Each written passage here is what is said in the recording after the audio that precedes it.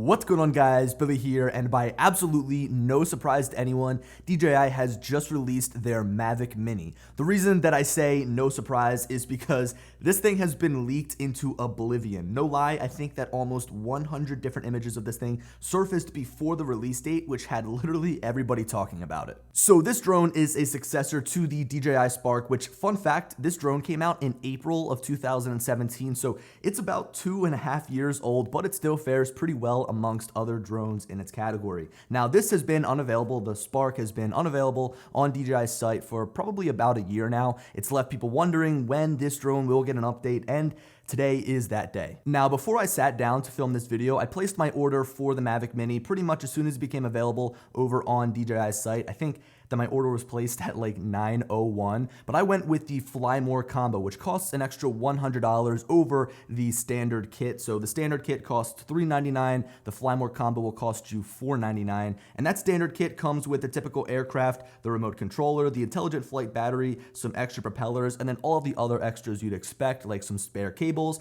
It also comes with spare screws and a screwdriver, which we'll get into that in a second. Now, the Fly More combo, for that extra $100, you'll be getting 2 spare batteries, you'll be getting 2 extra sets of propellers, you'll be getting an extra micro USB cable, you'll get some extra screws. Again, we'll talk about that in a second. Also, you get the propeller guards, the 2-way charging hub, the 18-watt USB charger, as well as the carrying bag. Here's the thing. I haven't really expressed all that much excitement for this drone during its rumor stage, and now that it's here, now that we've seen the photos and videos of it, the specs are confirmed, and we know a little bit more about how it operates, I'm still just not really feeling the hype. I think that it does a couple of things really well, and we'll get into those in a couple of seconds here, but regarding my excitement levels, following up their previous drone release of the Mavic 2 Pro, which is an incredible drone, I feel like the Mavic Mini, which is more of a toy, really doesn't have a spot to stand out for somebody like me. And also, with the release of the Skydio 2 looming in November, it's sort of a tough sell, even though I bought it. So with this release, I think that it accomplishes 2 major areas of concern for DJI. The first is that it cleans up their lineup. They've got a bunch of different drones, all named something a little bit different. Some of them look different, some of them do different things. You've got the Spark, the Mavic, the Phantom, and the Inspire, and now they bring the Spark into the Mavic line. They make everything look similar, they name everything similar. It makes things a lot easier to understand, especially somebody who's coming in and buying a drone for the first time. The Spark is not now this weird outlier. It's brought into the Mavic lineup. Think of them as different steps on a ladder. You've got the Mavic Mini all the way at the bottom, and then it goes to the Mavic Air, the original Mavic Pro, the Mavic Pro Platinum, the Mavic 2 series, the Zoom, and the Pro. So again, think of it as steps on a ladder, and I think that this now really does clean things up as it kind of drops the Spark, that weird outlier. The second area of concern is the weight of this drone, and you can tell that it was very important to DJI because it was included in a lot of their marketing campaign, like the videos and the photos they were posting on social media, and it even says it right here on the side of the drone. The reason that this is so significant is because most government agencies in most countries that deal with aviation classify a drone as weighing between 250 grams and 55 pounds or 25 kilograms. And I feel like DJI just served them a slap in the face because they came out with a drone that's, albeit competent, it's a good drone for its size, that weighs 1 gram less than that very lower limit of what they classify a drone as. And that means if you're in the United States, you won't have to register with the FAA, you won't have to spend the $5. Also, technically, because it's a toy, it's exempt from the rules that the FAA puts into place for drones. So should you be flying over people? Should you be flying in controlled airspace? Definitely not. Use the right judgment when you're flying this drone. But it does weigh 1 gram less. You won't have to register yourself with the FAA. That's not really a big deal to me. It's not a game changer. It's not something that's going to make me want to buy this drone. But if I put myself in the shoes of somebody who's coming in and they're buying a drone for the very first time and they see that this drone is competent, it's capable, and you don't have to register with the FAA and you can fly freely, that's going to get a lot of people in the door. Now, I know that there are plenty of people out there that are really excited that DJI finally came out with a drone that can shoot great photos and videos, that can fly really fast, that is a good drone and weighs under 250 grams. They don't have to be bogged down or trapped by the FAA anymore. But that comes with some trade-offs. DJI, in order to save weight, had to scrap out some features from this drone that are present on other drones, right? So the Spark is an extra 50 grams heavier. It comes with obstacle avoidance sensors, but the Mavic Mini doesn't. It doesn't have any obstacle avoidance sensors. Just like the Spark, it's got a sensing system underneath so that it'll help you hover and it knows when it's getting close to the ground. But that's it. There's no forward, there's no backward obstacle avoidance cameras. And I'm not one to usually complain about that. Like when the Nafi came out, I really wasn't too hard on that drone. But the Mavic Mini is seriously geared towards somebody who is brand new to flying drones. This is somebody that will definitely make a mistake and will definitely crash this drone. I'm sure that it's fairly durable, and I'll have to actually get my hands on the drone to get an understanding of how it might fare against crashes. But I just feel like it should have obstacle avoidance. Now, earlier I mentioned something about screws, and as soon as I saw that extra screws and a screwdriver came in the box with both the standard kit and the Fly More combo, it was an instant turnoff for me. This means that this drone does not have quick release propellers, and you guys have been seeing the photos I've been showing on the screen here right off of DJI's site. Each individual propeller is held on by an individual screw. Now, chances are this drone will be crashed. This drone will lose a propeller. You'll have to swap it out.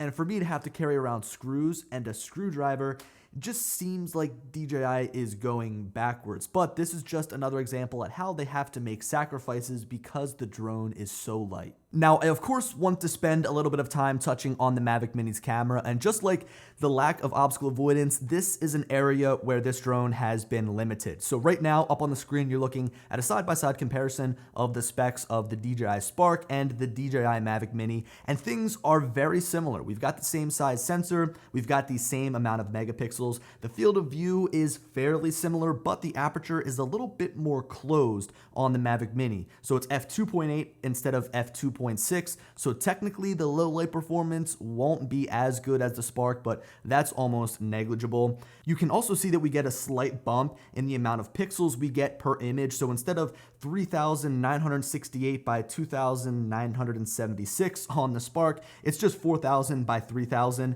And once we get into the video, this is where things get a little bit interesting. So on the Spark, we were limited to strictly 1080p video at 30 frames per second, but now we get an upgrade, and you guys can't see me, but I'm air quoting the word upgrade because we can now shoot 2.7K video at 30 frames per second or 1080p video at 60 frames per second.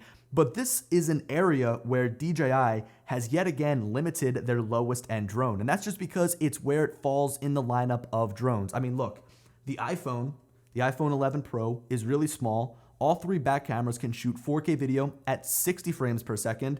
The front-facing selfie camera can shoot 4K video at 60 frames per second. There's no reason that this drone shouldn't be able to shoot 4K video, but they don't want to start to dip into the sales of the Mavic Air, which I can understand, but this drone really should have 4K. All right, so I want to switch gears here again. I don't want to continue to talk about the things that the Mavic Mini should have had or that it could have had, but instead, I want to talk more on the things that I said that this drone does great, right? So we already mentioned the weight, 249 grams. That's an awesome feature that this drone has. Also, we talked about how it cleans up DJI's lineup, which I think is more important for them than it is for us as the consumer. But also the design, the form factor, the functionality of this drone. The Spark didn't fold. It was small, it was great to travel with, but it was kind of awkward to store inside of your bag. These didn't fold, it just took up more room than it should have. But now with the Mavic Mini, it looks great and it folds. It's gonna be easier to travel with, and this drone, I'm gonna say it right now, is definitely pocketable. I could put it inside of my sweatpants pocket and be totally fine. Also, the flight time. 30 minutes of flight time. That is great. On any drone, 30 minutes is awesome, whether you're talking about the Matrice, whether you're talking about the Mavic Mini, the Tello, right? 30 minutes is great. The Mavic 2 flies for 31 minutes. Do you get the 31 minutes? No. You usually get somewhere maybe between 21 to 22 minutes if you're flying enthusiastically. I would expect the same from the Mavic Mini, somewhere between like 21 to 24 minutes. But that's definitely a lot more than the advertised flight time of 16 minutes on the Spark. I felt like I was always feeding this thing batteries. In terms of the other things that are great about this drone, it comes with a lot of the features you'd expect like a consumer entry-level drone would have. A lot of the easy quick shots, it's got a lot of the easy editing features, some of the, I guess, automated flight features just to make things a little bit easier and to get people who are new to drones better at flying them and better at capturing photos and videos. So I'm going to end this video here. I don't have the drone. This is more of like a reaction video. I don't want to continue to say things before I actually have it and before I actually fly it. So be sure you guys stay tuned on my channel because I've pretty much got all of DJI's drones. I'm going to put them all to the test here. So I'm going to compare the Mini to the Spark and maybe even the Mavic Mini to the Mavic Air and see how those stack up. It looks like the Mavic 2 Pro, but it's nowhere near the Mavic 2 Pro. And for that reason, I don't think I'm gonna be flying it every single day, but it's definitely gonna be great for those people who are just entering the drone scene and wanna try it out. So guys, hope you enjoyed the video. Let me know what you think of the Mavic Mini down in the comment section below. And as always, I'll talk to you later. Peace.